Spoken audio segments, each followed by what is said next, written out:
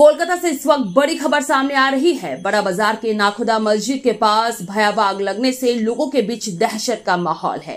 यह आगजनी की घटना अहले सुबह करीब 5 बजे लगी। बताया जा रहा है कि गैर कानूनी प्लास्टिक के गोदाम में ये आग लगी, जिसने आसपास के घरों को भी अपनी चपेट में ले लिया। यहाँ एक बड़ा सवाल उठ रहा है कि आखिर किसकी अनुमति से ये प्लास्टिक गोदाम खोला गया था। वह इस घटना की जानकारी पाकर दमकल विभाग के करीब 15 इंजन मौके पर पहुंचे और आग पर काबू पाने के लिए कड़ी मशक्कत कर रहे हैं। वहीं इस घटना को लेकर 42 नंबर वार्ड के पार्षद ने स्वीकार किया कि ये गोदाम अवैध तरीके से चल रहा था। इस मौके पर दमकल मंत्री सुजीत बोस, बीजेपी नेता तापस रॉय, मेयर फिरहाद हकीम भी पहुंचे। ये इलाका बेहद संकीर्ण है और भीड़ भाड़ वाला है, जिस वजह से इस आगजनी की घटना में बेहद नुकसान हुआ है। सबसे बड़ी बात यह हुई कि जब मौके पर तापस रॉय और रमेश शर्मा जो कि पार्षद है वो पहुंचे तो दोनों के बीच जमकर विवाद देखने को मिला।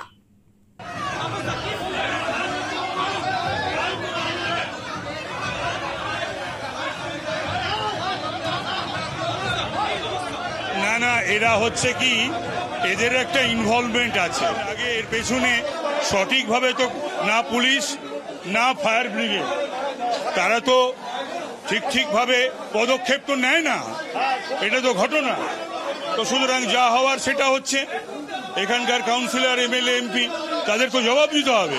এরা বলছেন যে আগের বিজেপি কাউন্সিলর কিছু কাজ করেন। আচ্ছা, এই যে আগের বিজেপি কাউন্সিলরের পরে গত 2 বছর কে কাউন্সিলর? গত 2 বছর কাউন্সিলরটা কে? গত 2 বছর তো বিজেপির কাউন্সিলর নয়। তিনি কি করছিলেন? 2 বছর মানে 24 মাস কি করছিলেন? এই যে দায় চাপানো, দায় এড়িয়ে যাওয়া, এগুলো তো ঠিক নয়। আপনি এলেন, আপনার সামনে হাতাহাতি। না ওটা কোনো ব্যাপার না। ওদের একটা কথা বলেছে খারাপ হয়ে, তো ওরা নিজেদেরকে বুঝতে পারছে যে ওদের ভবিষ্যৎটা কি, পরিণতিটা কি।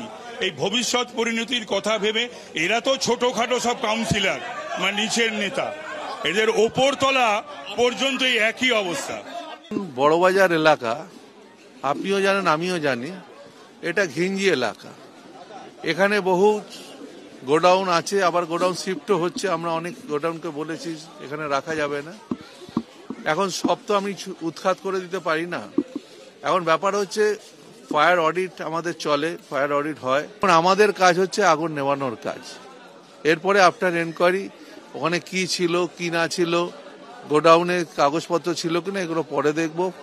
আফটার ফরেন্সিক এটা হবে, এগুলো আমরা দেখব। মানবিকতার খাতিরে কারোর জিনিস আমরা দুমদাম বন্ধ করে দিতে পারি না, কিন্তু আমরা এটা দেখতে পারি, মানুষের নজরদারিটা দেখি এবং মানুষের এগুলো দেখি, নিরাপত্তাটা দেখি।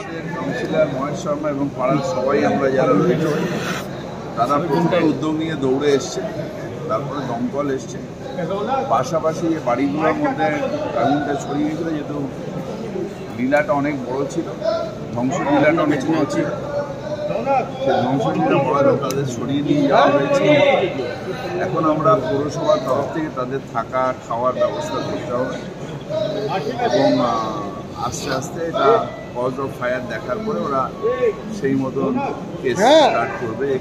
কজ অফ ফায়ার আমরা প্রধানত এখন মানুষগুলোকে রাখা, এখানে ফরেন্সিক হয়ে যাওয়ার পরে কর্পোরেশনের তরফ থেকে জায়গাটাকে পরিষ্কার করা এবং তারপরে রিহ্যাবিলিটেশন করা, এই কাজটা আমরা করব এবং